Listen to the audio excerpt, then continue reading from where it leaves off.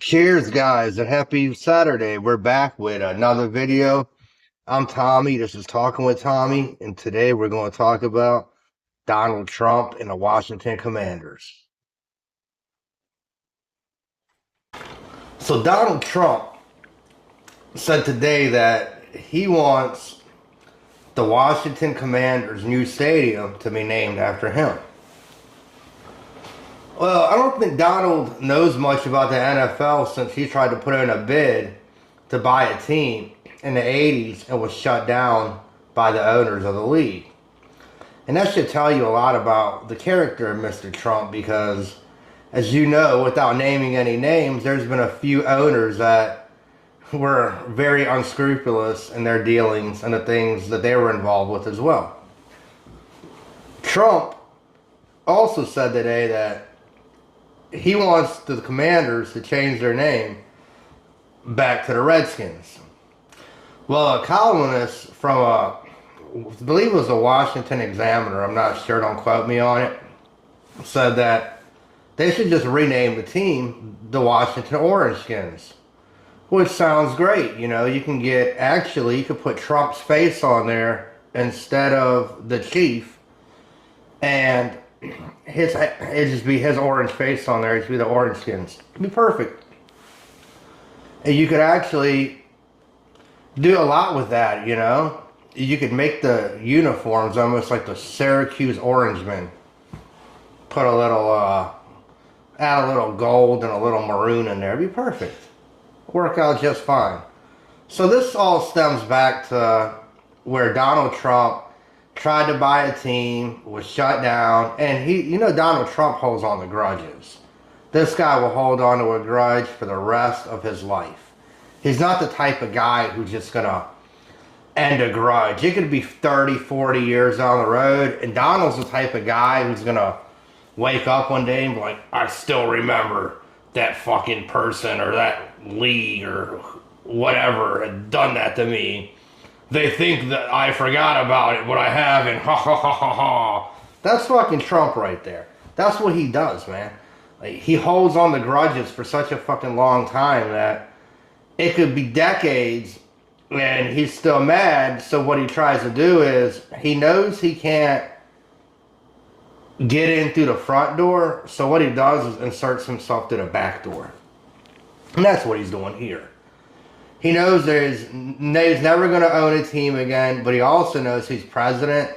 So with that title, in his mind, it's constant leverage. That's all he thinks, is I've got leverage with this title. So, yeah, granted, I don't own the NFL team. I can still put in my persuasion to how these teams are going to react, or else I may do something to them. And that's what he does. It's everything. Albeit sports, music. If he can't own it himself, he's going to find a way to insert himself in there. And even if it's not for the good, even if it's just for him to be a thorn in the ass of whatever league, center, whatever it may be, that's pleasurable for him. He gets his rocks off when it comes to shit like that, man. When he lays his head down, he's like, yeah, they're having trouble today because of me. He likes that shit. He did it to Harvard. He's done it to multiple different news organizations where he sued them. That's what he does. He gets his rocks off. And when people don't let him through the front door, he's going to find a way to insert himself through the back door. And he's going to cause problems for people because he likes that. He thrives off that shit. He figures if you don't want me to be a part of it, then I'm going to take my ball and go home, and I'm going to make trouble for everybody so nobody has fun. If I can't have fun, nobody can have fun. And that's what Donald does. Donald inserts himself into those situations. So here we are now with this Washington Commanders situation. And as a lot of you know, Trump held them from being brought over. Currently, they're playing in Maryland, and their stadium is decrepit. There's videos, and I've been there a few times, and it was nice back in the 90s when they built it, but it's a shithole now. And